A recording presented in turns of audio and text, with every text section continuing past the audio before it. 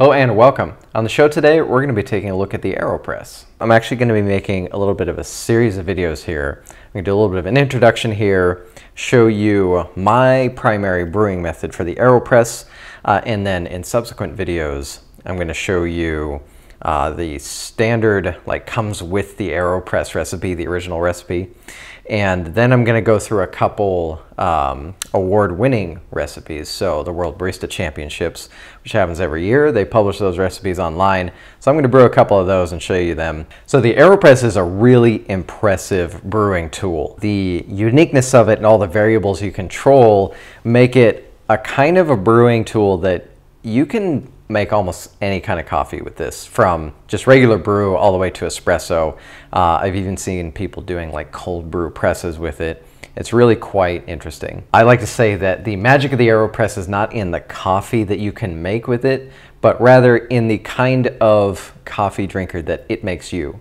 Because once you really get into this, it really gets you into the craft of coffee in all different aspects. You get to think about not just how much coffee and water you're using and grind size, but temperature and pressure and other distinct variables. Like some people will brew with the Aeropress upside down like this, called inverted, and we're gonna do that as well. That's not kind of like the standard way, but it's become really popular just because it produces an interesting and delicious result. I'm just going to actually dive into the brewing method that I use typically for the Aeropress. I'm going to show you each of those steps. Now, for every recipe that I do in this series, I'm going to be using paper filters.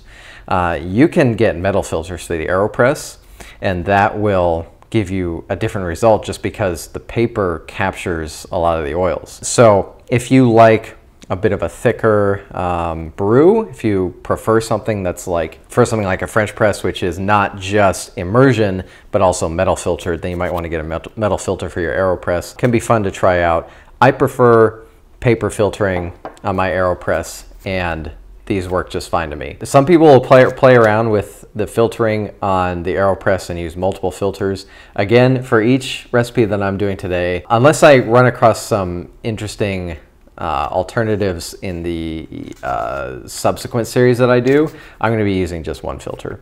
So first things first, before we start brewing, I've actually got to rinse my filter. I'm going to go do that and come back with the water and the coffee and then proceed with the rest of the brewing. So what you're going to need for this process, this is my standard brew process. You're going to want hot water. I just straight up boil the water and then wait a minute, or even just start brewing right away. By the time you start pouring your water, it's going to cool down significantly. You can brew with the Aeropress with a lot cooler water. What we're going to see in some of the subsequent videos is that I'll use a temperature that's more like 185 degrees, and that has become really popular. That 170 to 185 degree range has become a very popular range for brewing with the Aeropress.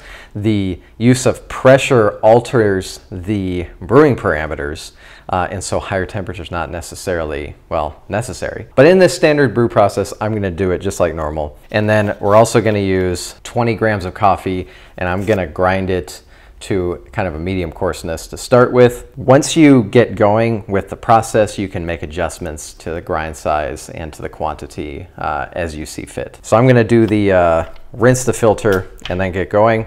The way I do that is I set it up like this, and then I rinse straight in here so that I'm not futzing around with wet paper. Some people I see will rinse like this, just take this over and pour water through here, but then you have the danger of tearing or crumpling the filter as you screw it onto the cap. So I just like to do it this way. So I'm going to go ahead and do that and then be right back. I'm going to be brewing straight into this cup. It's just large enough for the size of this brew, which is going to be, it's going to fill this cup up and going to be just a bit under 12 ounces, but you'll see kind of how that pans out. So what's going to happen is I've got 20 grams of ground coffee here, again, a kind of a medium coarseness. So the first thing we're going to do actually is add 100 grams of water into the vessel. Then I'm going to add this 20 grams of coffee to the Aeropress, and I'm going to add 100 grams of water to that and start the timer. And this is like an initial bloom. At 30 seconds, I'm going to add the remaining 150 grams of water, give it a stir, and then fit the cap on and then wait. And then at a minute 40, I'm going to start pressing. And that is the basic recipe that we're doing here. So first we got to do 100 grams of water in here. And now I like to use this for adding the coffee. It makes things easier. So I got 20 grams. I actually measured this out before grinding, so this should turn out fine. Yep. Now, I like to give that a little shake and even it out. Okay, and now I'm actually going to use the timer built in on the scale here and going to get started right as the water hits. All right. So going up to 100 grams. And actually, I'm going to give this a swirl. I used to actually stir at this point, but now I just go for the old swirl and just make sure that all that coffee is saturated. And I'm taking a little bit of a liberty here, and I've gone past 30 seconds, but now I'm going to keep going. Okay, so now I'm going to go up to a total of 250 in the Aeropress. All right, 250.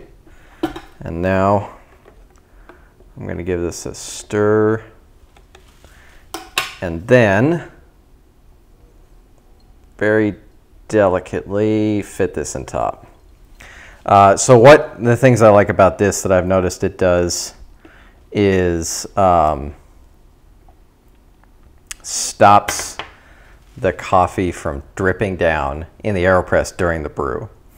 And we're getting close to a minute 40 here, so I am gonna actually start the press. Okay, so now we're at a minute 40, and now we just begin to press down. And this just needs to take 20 to 30 seconds, so I just like to kind of lean on it like this. This is a very standard brew, which, like I said, it's just gonna make a regular brewed coffee. And I found this to be a nice, consistent process for making a good brewed cup. And this right here is one of the variables that can be really challenging to control. All right, one point of interest to note there, did you hear that hiss? That is usually where I stop the brew. Let's have a taste. Yeah, that's pretty nice. I think I'd actually go a bit finer on the grind there and possibly add a couple more grams to that. So what I have in here actually is a natural Ethiopian. I've been brewing this on the Kalita Wave, and it's a real deliciously sweet coffee with just some good natural berryness to it. I think a little bit more of that could come out, but otherwise it's a nice brew. Really smooth. As I was saying while I was pressing there, that pressure on the Aeropress is one of the key variables which can be really hard to control, and this is why I don't often recommend the Aeropress to people who are just getting into coffee. Learn about things like ratios, grind size, timing, all that with brew methods that have less variables, and then get into something like this where you can do any number of things. You'll see on this series, I'll also link in the playlist, and below on this video, I did a video on actually making espresso with the Aeropress. And some people will argue the point of whether that's actually espresso, but the point is that you have such a variability of control with the pressure of this device that you can do quite a lot with it, actually. So once you get that method down, what can you do to change things? Obviously, every time you're brewing at the Aeropress, you can control the variable of pressure and see how that has an effect. I think there's an interesting relationship between the pressure that you use and the temperature of water that you need, in that if you go to a lower temperature, you can compensate in the extraction by using more pressure. Like, we're not talking pressure anywhere near what an espresso machine creates, but you are using pressure, which does affect the dynamic. Naturally, you can change in this recipe the amount of water that you use and the grind size and everything of the coffee. I've actually done this a lot without adding water into the bottom of this. So doing what I showed you brewing there, but with no 100 grams of water added in here, and it just makes a nice, smooth, more concentrated coffee. which can be a really enjoyable experience, like kind of depends on the coffee. I think this one would actually perform pretty well with it. The purpose of this recipe is to make essentially a 12-ounce cup of coffee, because you can't do that without diluting, like without making some kind of concentrate and diluting. We're going to get to that in the next video where we do the original sort of Aeropress recipe, and that utilizes a lot less water in here plus diluting the coffee after brewing it. But so my reaction on this, I think, you know, it needs to cool down a little bit. It's a really good brew. I still like want to tweak with it, and actually looking at this won't be really possible for me to show on the camera, but there are some like larger grinds in here. Like there's kind of a variability, which is inevitable with any sort of consumer level coffee grinder, and that's not a bad thing. But what I'm thinking is that I can go finer on this pretty easily, and I'd be curious to see what that would produce. So that would personally be my next step if I was going to brew again with this method, and just kind of tweak and troubleshoot. Is like get the grind size smaller, try that out, maybe try it without adding the water in here, maybe adjust how much water I'm brewing with in here, and then also the pressure as well. And from there, you'll be well on your way to making a lot of interesting coffees with the Aeropress. All right, so that's been my introduction to the Aeropress, this sort of standard introductory brew method. Highly recommend starting with this just because it's so easy to replicate. This is actually a brew method that I learned because it was deployed in some cafes, simply because it was easy to replicate and consistent. And that's, I think, a really good place to start, especially with something like this. Make a consistent brew method and then iterate upon it. And that's really what the Aeropress is all about. If you have any questions about the Aeropress, please leave your comments below. And again, there's going to be more videos like in a little bit of a series here where I go through different Aeropress brewing techniques and we try them out. So I'll see you in the next one.